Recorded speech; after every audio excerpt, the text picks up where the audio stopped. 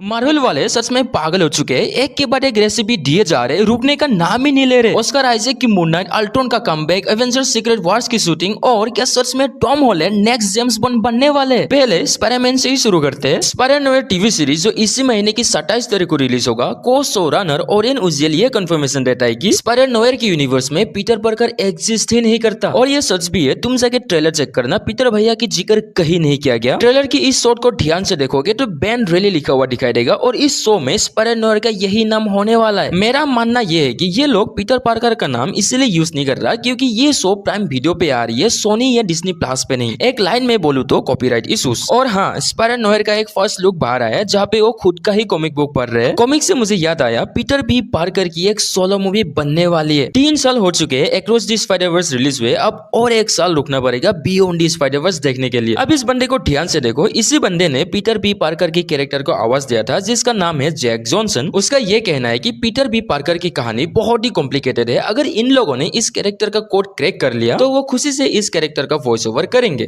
खैर, ये तो जैक जॉनसन का कहना है, फ्यूचर में ये होगा कि नहीं पता नहीं, लेकिन तुम लोग दुआ करो कि ऐसा कुछ चमत्कार हो जाए। ये तो हो गई वॉइस एक्टर की बात, लेकिन रिनाल्डो मार्कस ग्रीन का कहना है कि अगर उसे मौका मिला तो वो live action miles Morales movie को डायरेक्ट करना पसंद करेंगे। और इसी बंदे ने बॉब मार्ली वन लव को डायरेक्ट किया था। माइल्स की बात हो रही है तो बियॉन्ड द स्पाइडर-वर्स की भी बात कर ही लेते हैं। इस मूवी की वॉइस रिकॉर्डिंग सेट से एक बीटीएस रिलीज हुआ है जहाँ पे तुम क्लियरली देख सकते हो ऑस्कर आइजैक रिटर्न कर चुके हैं मिगेल ओहेरा को वॉइस ओवर करने के लिए। ऑस्कर आइजैक ये सब कुछ करेंगे सिवाय मून नाइट को छोड़कर। इस शो को लेकर अब सपने देखना बंद करना होगा क्योंकि सीजन 2 अब वापस नहीं आने वाले। शो रनर जेरेमी का कहना है कि मून नाइट की प्रोजेक्ट से वो रिजाइन कर चुके हैं। ऐसा इसलिए हुआ क्योंकि मून नाइट को लेकर जेरेमी एंड डायरेक्टर उन दोनों का विजन अलग अलग था, इसीलिए जेरेमी स्लेटर इस प्रोजेक्ट से बाहर आ गया। अब मून नाइट का तो पता नहीं, लेकिन Spiderman brand new day next level की मार्केटिंग कर रहे हैं। पहले तो एक ऑफिशियल पोस्टर रिलीज करते पीटर पार्कर का, उसके बाद एक छोटा सा प्रैक्टिकल प्रोडक्शन वीडियो रिलीज करते हैं और इस वीडियो में हम एक बहुत ही इंटरेस्टिंग चीज नोटिस किया। हमारे पीटर भाई साहब फाइनली विंटर सूट में वापस आ रहे हैं और ऐसे ही सेम आउटफिट हमें दी अमेजिंग स्पाइडरमैन 2 में देखने को मिला था। एक प्यारी सी यादें ताजा हो गई, सोचा कि तुम लोग के साथ भी शेयर करूं। ब्रांड न्यू डे की बात हो रही है तो पनिशर को कैसे भूल सकते हैं हम लोग। कुछ दिन पहले एक स्पेशल प्रेजेंटेशन रिलीज हुआ था, इसी चीज को लेकर एक बहुत ही क्रेजी अपडेट है, इसके ऊपर थोड़ी देर में बात करेंगे। पहले फैमिली मैन के बारे में बात कर लेते हैं। डीजल भाई साहब को गाड़ी से रोमांस करना इतना शौक है, 10 मूवी बनाने के बाद भी उसका मन नहीं भरा। अब वो एक टीवी शो ला रहा है फास्ट एंड फ्यूरियस के ऊपर। अब इसको लेकर तुम लोग का क्या कहना है मुझे कमेंट में जरूर बताना। टीवी शो की बात हो रही है तो ऐसे ही 9 क्रेजी टीवी शोज आने वाले हैं 2026 में। इनविंसिबल सीजन 4, एक्समैन 97 से लेकर विजन वर्सेस डॉक्टर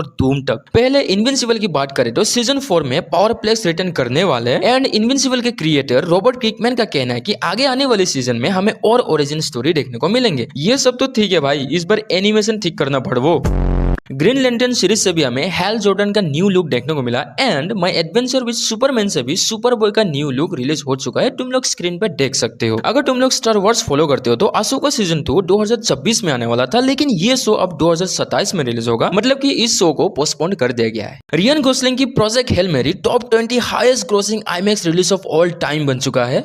अरे बाप रे, कुछ ज्यादा लंबा हो गया क्या हेडलाइन। जिसने भी ये मास्टरपीस थिएटर में जाके नहीं देखा, अब तुम लोग इस मूवी को घर बैठे एंजॉय कर सकते हो। प्रोजेक्ट हेल मेरी ओटीटी पे आ चुका है, जाके देखो, बहुत ही प्यारा मूवी है। एक्समैन 97 की सीजन 2 भी कंफर्म हो चुका है, ये है इसका ऑफिशियल पोस्टर और साथ में वोल्वरिन एंड मॉर्फ का भी न्यू लुक देख सकते हो। ये भी कंफर्म हो चुका है कि फॉक्स यूनिवर्स की लाइव एक्शन एक्समैन ट्रायलॉजी से 15 मार्वल कैरेक्टर्स को लाने वाले इस एनिमेटेड शो में। एंड मार्वल राइवल्स की गेम में साइक्लोप्स की एंट्री हो चुका है, तुम लोग जाके ट्रेलर देख सकते हो, यूट्यूब पर अवेलेबल है। क्या ही भयंकर ट्रेलर बनाया भाई, मेरी तो गोटे मुंह में आ गया था। मैं ये सोच रहा था कि ऐसे एनिमेशन के साथ वो लोग मार्वल की एनिमेटेड शो क्यों नहीं बनाते। मैं तो ये चाहता हूँ कि एक्समैन 97 इसी एनिमेशन स्टाइल में बने। तुम लोगों का क्या कहना है मुझे कमेंट में जरूर बताना। एनिमेशन की बात हो रही है और Akira the greatest of all time के बारे में बात ना करूं, ऐसा हो ही नहीं सकता। द लेजेंडरी मांगा आर्टिस्ट कात्सुहिरो ओटोमो, जिसने अकीरा को बनाया था, एक ब्रांड न्यू एनिमे के ऊपर काम कर रहे हैं और इसकी अनाउंसमेंट उनके नए स्टूडियो ओवल गियर के लॉन्च के साथ किया गया था। तो अब विजन वर्सेस डॉक्टर डूम की बात कर लेते हैं। अपकमिंग विजन को इस सीरीज की फर्स्ट लुक को डिज्नी अपफ्रंट में शोकेस किया गया था, जहाँ पे RDJ Paul Berry Bettany and Tom Hiddleston भी आए हुए थे। इसी से अंदाजा लगा सकते हो कि ये शो किस एंगल में जाने वाली है। विजन क्वेस्ट में जितने भी कैरेक्टर्स होंगे उन सब का नाम बाहर आ चुका है, इंसान से लेके एआई तक। हर एक का नाम तो मैं बता नहीं सकता, मैं स्क्रीन पे दे दूंगा, तुम लोग चेक कर लेना। यहाँ पे गौर करने वाली बात यह है कि एआई जैसे कि जार्विस, फ्राइडे, इदित ये सब तो रिटर्न करेंगे ही, साथ में अल्ट्रॉन भी रिटर्न करने वाले हैं, लेकिन इस बार एक ह्यूमन फॉर्म में। एंड इस कैरेक्टर को जेम्स स्पेडर प्ले करने वाले, मतलब कि अल्ट्रॉन का इस बार नाक भी होंगे और दाढ़ी भी होंगे, है ना। शो के रिलीज डेट को भी कंफर्म कर दिया है, इसी साल 14 अक्टूबर को रिलीज होंगे, टोटल 9 एपिसोड के साथ। एंड जो लास्ट एपिसोड होंगे इस शो का वो ठीक डूम्सडे रिलीज होने की एक हफ्ते पहले रिलीज होंगे, यानी कि सीधा डूम्सडे मूवी से कनेक्ट होने वाला है। खैर ये तो अक्टूबर में आएगा। रिसेंटली डेयरडेविल सीजन 2 खत्म हो चुका है। इस शो का executive producer Brad Winderbaum official confirmation देता है कि डेयरडेविल सीजन 3 जो है वो ठीक एक साल बाद कंटिन्यू करेंगे, मतलब कि सीजन 2 एंड सीजन 3 के बीच एक साल का गैप होगा। अब पनिशर की बात करें तो स्पेशल प्रेजेंटेशन को रोटेन टोमेटोस में 85% स्कोर मिला, जो कि बहुत ही अच्छी बात है। लेकिन मोर्टल कॉम्बैट पार्ट 2 की रेटिंग बहुत ही बुरा है भाई, 65% स्कोर मिला है। अपार्ट फ्रॉम नोवेयर ऑब्सेशन नाम से एक मूवी रिलीज हुआ था, इसका रेटिंग सुनकर तुम्हारी फटने वाली है। रोटेन टोमेटोस में इस मूवी को 96% स्कोर मिला है। पनिशर और मोर्टल कॉम्बैट तो कहीं और ही रह गया। अब मोर्टल कॉम्बैट से रिलेटेड एक बहुत ही क्रेजी अपडेट बाहर आया है। मोर्टल कॉम्बैट फ्रेंचाइज का लेजेंडरी को-क्रिएटर ईडी बून का कहना है कि फ्यूचर प्रोजेक्ट में वो स्पॉन को लाना पसंद करेंगे, यानी कि मोर्टल कॉम्बैट 3 में शायद हम लोग को दिखने वाले हैं। मोर्टल कॉम्बैट 3 की बात की है तो पनिशर की solo movie doctor strange 3 and fantastic 4 की सीक्वल की बात करते हैं। पनिशर वन लास्ट किल की डायरेक्टर रिनाल्डो ग्रीन का कहना है कि जॉन बंटल को पनिशर की सोलो मूवी करने में बहुत ही इंटरेस्टेड है। फ्यूचर में कुछ पॉसिबल हुआ तो इस आइडिया को वो लोग आगे लेके जाएंगे। डॉक्टर स्ट्रेंज 3 भी अब अर्ली डेवलपमेंट पर है और इस मूवी को डायरेक्ट करने वाले the one and only the legend Sam Raimi. तो देखो दोस्त, ये हेडलाइन एक रूमर भी हो सकता है, इतना सीरियसली मत लेना। अभी फैंटास्टिक 4 की सीक्वल के बारे में बात करें तो फर्स्ट मूवी की director Matt Shakman second part को डायरेक्ट नहीं करने वाले। अब एनिमेशन की दुनिया में थोड़ा नजर डाले तो एडवेंचर ऑफ टिंटिन तुम लोगों को तो याद ही होगा, अगर इस मूवी को नहीं देखा तो क्या ही बचपन जिए हो तुम लोग। तो ये अंडररेटेड मास्टरपीस का सेकंड पार्ट आने वाला है और ये ऑफिशियली कंफर्म हो चुका है। अब बेंटेन की भी बात कर ही लेते हैं। The first issue of new Ben Ten comics पूरा सोल्ड आउट हो चुका है, टोटल 82,000 कॉपीज बिका है।